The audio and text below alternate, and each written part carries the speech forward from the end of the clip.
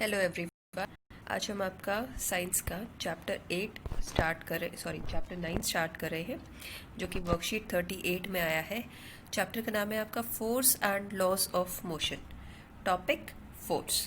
So let's begin. So what is force? आप lower classes से आप पढ़ते आ रहे हैं कि फोर्स जो है एक पुश एंड पुल का कंबाइंड कॉन्सेप्ट है, राइट? अब ऐसे सिंबल्स आपने कई जगह देखे होंगे डोर्स के ऊपर, जहाँ पुश एंड पुल का लगा होता है कि कब आपको पुश करना है एंड कब पुल करना है। सो व्हेन यू पुश, तो आप अपनी बॉडी से दूर की तरफ, away, you are pushing it away, whereas when you pull it is towards you. तो दोनों ही कॉन्सेप्ट में आप एक पावर लगाते हो जिसे हम कहते हैं फोर्स। ओके, सो ये फोर्स वो है जब आप किसी ऑब्जेक्ट के ऊपर अप्लाई करते हो so that there is a change in its direction and also a change in the motion of the object. For example, जैसा आपको यहाँ पर दिख रहा है, ये पर्सन कुछ बॉक्सेस को पुश कर रहा है आगे की तरफ, राइट? एक और एग्जाम्पल देखो, यहाँ पर ये एक इंसान है जो एक बच्चे को एक कार्ट में बिठा करके अपनी तरफ पुल कर रहा है।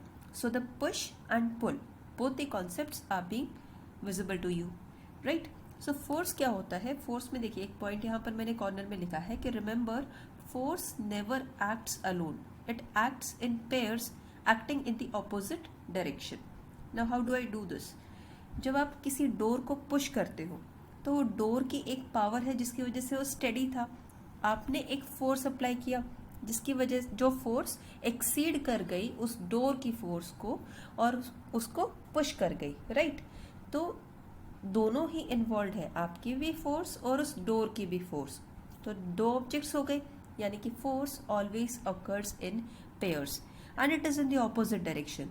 The door wants to stand still, it doesn't want to get pushed, but आप उसे पुश करते हो या पुल करते हो, वैसे वर्सा दोनों के ही केसेस में, राइट?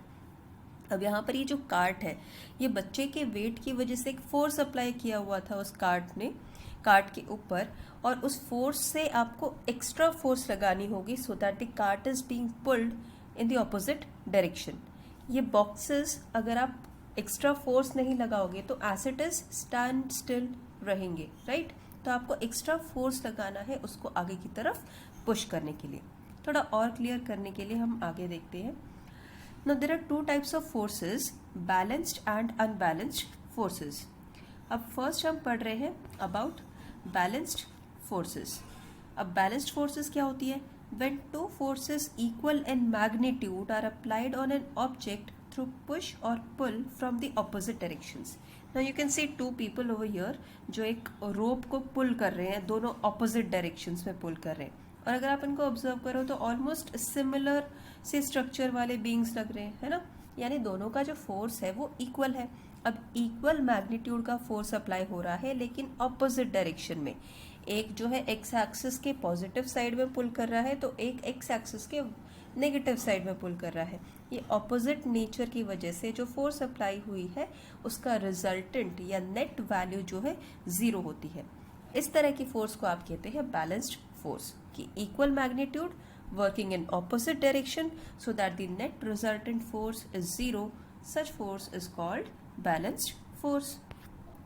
नेक्स्ट एग्जाम्पल हम पढ़ रहे हैं अनबैलेंस्ड फोर्सेस का। अनबैलेंस्ड क्या होती है? अब यहाँ पर एक पर्सन जो है ही इज डिफेंडिंग हिमसेल्फ और उधर दूसरी तरफ चार बंदे उसको खींचने की कोशिश कर रहे हैं। यहाँ एक बड़ा सा किटी है जो आराम से दो छोटे छोटे किटीज को हिला जा रहा है ना? तो इसका मतलब क्या है कि यहाँ पर अनबैलेंस्ड फोर्सेस है, एक तरफ ज़्यादा फोर्स है एक तरफ कम है, और आपको पता है कि जिस तरफ ज़्यादा फोर्स होगी उस तरफ वो चीज़ जो है पुल कर ली जाएगी या पुश कर दी जाएगी। तो ऐसी जो फोर्सेस होती हैं जहाँ पर अनइक्वल मैग्नीट्यूड हो, अप्लाई की जा रही है किसी ऑब्जेक्ट पे थ्रू पुश और पुल फ्रॉम द सेम और opposite direction.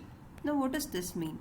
Now if you consider these people, जैसे कि ये 1 हो, 2, 3 एंड 4, तो ये 1, 2, 3, 4 ये चारों मिलकर एक ही डायरेक्शन में पुल कर रहे हैं तो सेम डायरेक्शन हो गया। वही ये जो रेड वाला है ये ऑपोजिट डायरेक्शन में, ये सिंगल जो है ऑपोजिट डायरेक्शन में पुल कर रहा है, राइट? तो यहाँ पर सेम डायरेक्शन का कॉन्सेप्ट आएगा, यहाँ पर ऑपोजिट डायरेक्शन का कॉन्सेप्ट, लेकिन अनबैलेंस्ड है क्योंकि फोर्स का जो मैग्नीट्यूड है वो डिफरेंट है, इसलिए ये अनबैलेंस्ड फोर्स होगा।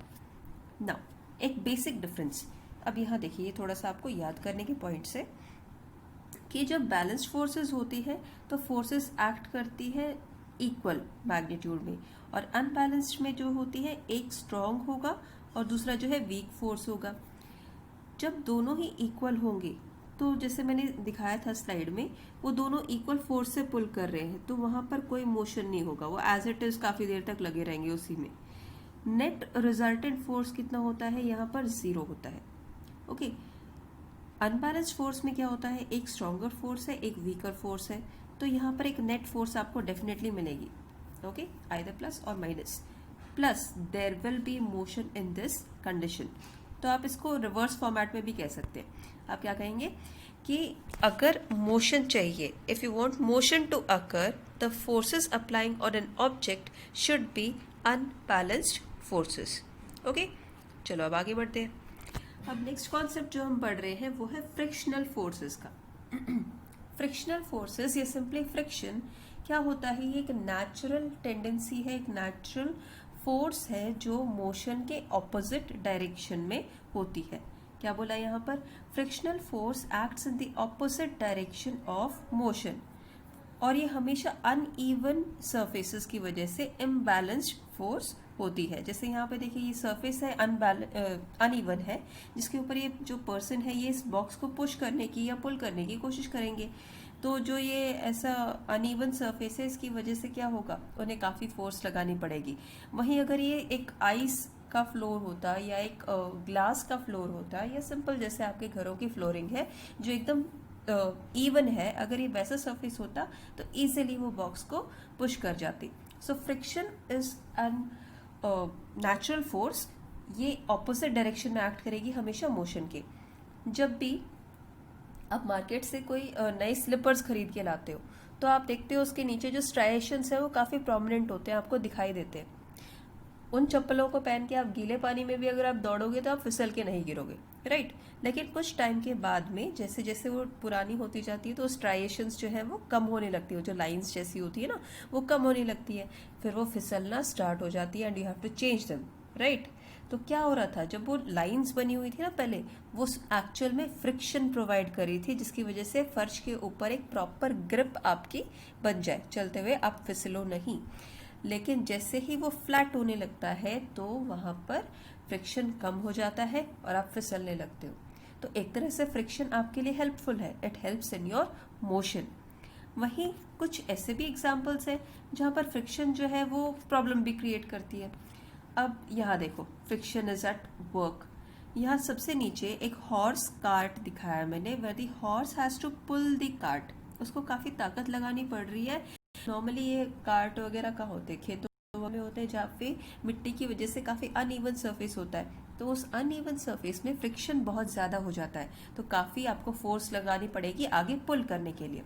लेकिन कुछ पॉजिटिव एग्जांपल्स भी है फ्रिक्शन के, जैसे स्क्विरल जो है ट्रंक के ऊपर जो फ्रिक्शन है अनइवन सरफेस होने की वजह से इसे एक ग्रिप मिल पा रही है और ये इजीली ऊपर चढ़ जा रहा है। तो वहीं ये जो पेंगुइन है ये आसानी से आइस के फ्लैट सरफेस पर, इवन सरफेस पर और हाईली स्लिपरी सरफेस पर इजीली स्केट कर पा रहा है। ओके, एक और एग्जांपल मैं आपको बताती हूँ। जैसे कि आप देखते हो कि दरवाजे की कुंडियां जो होती है कुछ दिनों बाद में उनमें कभी कभी ऐसा होता है कि आवाज़ आने लगती है ना, इजीली बंद नहीं कर पाते, तो आप क्या करते हैं, उस पर ऑयल लगाते हैं। That oil acts as a lubricant and it reduces friction.